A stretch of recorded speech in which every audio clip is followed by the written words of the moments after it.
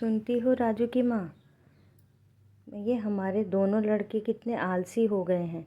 मेरे से तो अब खेत में काम किया ही नहीं जाता। मेरी तो उम्र हो गई है, पर अब मैं इन दोनों को कैसे कहूँ, क्योंकि ये दोनों तो मानते ही नहीं हैं, बहुत आलस करते हैं। अब जाओ ज़रा उनको बुला के लाओ, मुझे उनसे ज़रूरी बात करनी है। अभी उन्हें सबक सिखाता हूँ। मुझे उनसे कुछ तो ऐसा झूठ बोलना पड़ेगा जिससे वह मान जाए और खेत में काम करने को तैयार हो जाए। कुछ सोचता हूँ, कुछ तो बोलना ही पड़ेगा। इतने में दोनों आ जाते हैं। अरे बेटा राजू और मनोज, कहाँ थे तुम दोनों? सुबह से तुम्हें ढूंढ रहा हूँ। अभी तुम्हारी माँ को बोला, उन्होंने तुम्हें फ़ोन करके बुलाया होगा। मैं तुम्हें यही बोलना चाह रहा था कि अब मेरे से काम नहीं होता। मैंने खेत में बहुत सारा सोना छुपाया है। अगर तुम दोनों उसे ढूंढ सको तो वो सोना मैं तुम्हें दे दूँगा। अब राजू और मनोज दोनों खेत में पहुंच गए और ज़िद करने लगे कि सोना तो मैं ही ढूंढूंगा। दोनों भाइयों में बहुत झगड़ा हुआ।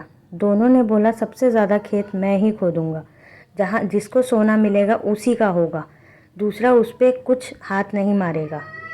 चलो भाई, हम दोनों खेत को पूरा खोद देते हैं और पापा को दिखा देंगे कि हम भी लायक हैं, हम भी काम कर सकते हैं, और पापा को आराम करने देते हैं। अब उनसे काम नहीं हो पाता, हमें उनकी मदद करनी चाहिए। और अगर सोना मिलेगा तो फ़ायदा तो हमारा ही है ना। हम दोनों भाइयों ने सोना ढूंढने के चक्कर में पूरा खेत खोद दिया, पर उन्हें सोना कहीं नहीं मिला। अब वह परेशान हो गए कि सोना तो है ही नहीं, तो पापा ने हमसे झूठ क्यों बोला। और फिर उन्होंने आपस में बात करके कहा कि चल भाई, जाके पापा से पूछते हैं कि आपने हमसे ऐसा क्यों बोला, हमसे इतना काम क्यों करवाया। यह बोलकर दोनों अपने पापा के पास चले जाते हैं और पापा से पूछने लगते हैं, पापा वहाँ तो कोई सोना नहीं था, आपने हमसे क्यों ऐसा झूठ बोला और हमसे इतना काम क्यों कराया। आपके झूठ बोलने के चक्कर में हमने पूरा खेत खोद दिया, पर हमें तो कहीं भी सोना नहीं मिला, और खोद खोद के हमारी इतनी बुरी हालत हो गई है, शरीर इतना दर्द कर रहा है। हम आलसी तो हैं, पर इसका ये मतलब नहीं कि आप हमसे इतना काम करवाएंगे। अरे नहीं मेरे बच्चों, मैंने तुमसे कोई झूठ नहीं बोला। उस खेत में सोना ज़रूर मिलेगा, पर उसके लिए तुम्हें वहाँ खेत में दाने उगाने पड़ेंगे। वहाँ तुम खेती करो, बीज बो और फिर मेरे पास आओ।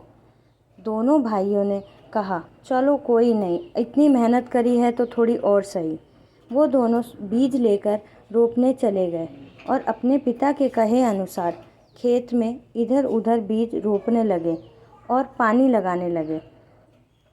वह खेत बोए जा रहे थे, बहुत थक गए थे बेचारे दोनों, बट फिर भी सोने के लालच में उन लोगों ने अब हार नहीं मानी और खेत में बीज बोने लगे, और इसी वजह से उनको बहुत अच्छी फसल हुई।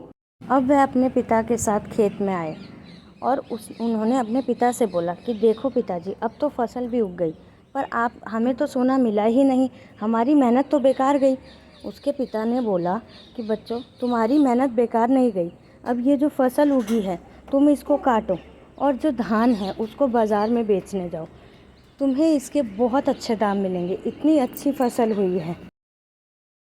तब दोनों बच्चों ने कहा, हाँ पिताजी, अब हमें समझ आया कि घर पर खाली बैठने से हमें कोई सोना नहीं मिलेगा, हमें कोई धन नहीं मिलेगा जब तक हम खुद मेहनत नहीं करेंगे। तब उनके पिताजी ने कहा, यही तो मैं तुम्हें समझाना चाह रहा था, अब मेरी उम्र हो गई है, जब तक तुम लोग अपनी जिम्मेदारी नहीं समझोगे तब तक तुम कैसे आगे का जीवन व्यसन करोगे। और बच्चों, यही सीख है कि आलस करने से कुछ नहीं होता, तुम लोगों को खुद उठ के मेहनत करनी पड़ेगी। पैसे तुम्हारे पास अपने आप नहीं आएंगे जब तक तुम खुद उसके लिए मेहनत नहीं करोगे। तो दोस्तों, आपको ये कहानी कैसी लगी कृपया कमेंट करके हमें ज़रूर बताएं और वीडियो को लाइक करें। Thanks for watching.